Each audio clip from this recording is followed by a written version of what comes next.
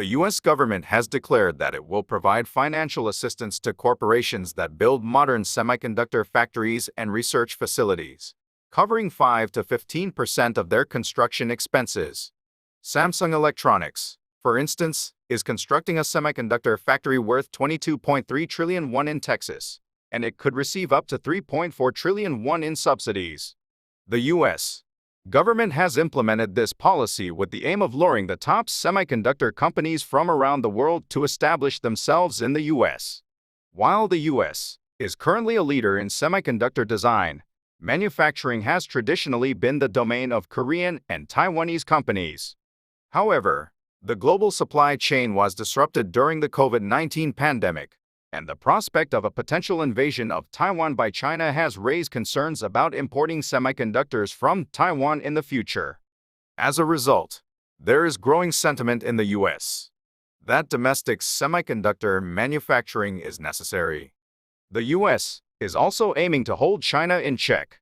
The two countries have been competing for global supremacy. Since semiconductor technology is a key industry of the future, China has been heavily subsidizing its semiconductor field.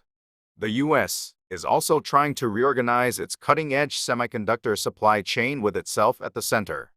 Finally, the Biden administration hopes to revitalize the U.S. economy by activating the U.S. economy.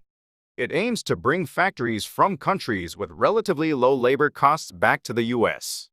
However, the rigorous requirements for these subsidies are causing many headaches for Korean companies. First, the U.S. requires companies to release their ledgers. In other words, the subsidized companies must release their sensitive information, such as profits, to the U.S. government.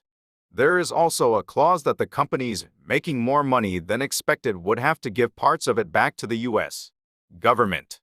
Also, the companies that receive the subsidies cannot invest in China for 10 years onward. This is an official declaration of the U.S. to compete with China. The requirements imposed by the United States government to subsidize the construction of state-of-the-art semiconductor factories and research facilities have caused a conflict for Korean conglomerates like Samsung Electronics and SK, who have already invested heavily in China, including building semiconductor factories.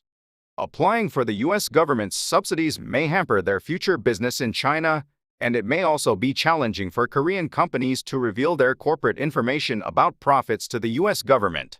People are eagerly awaiting the U.S. government's decision on these concerns after the Korean government communicated them to the U.S. government.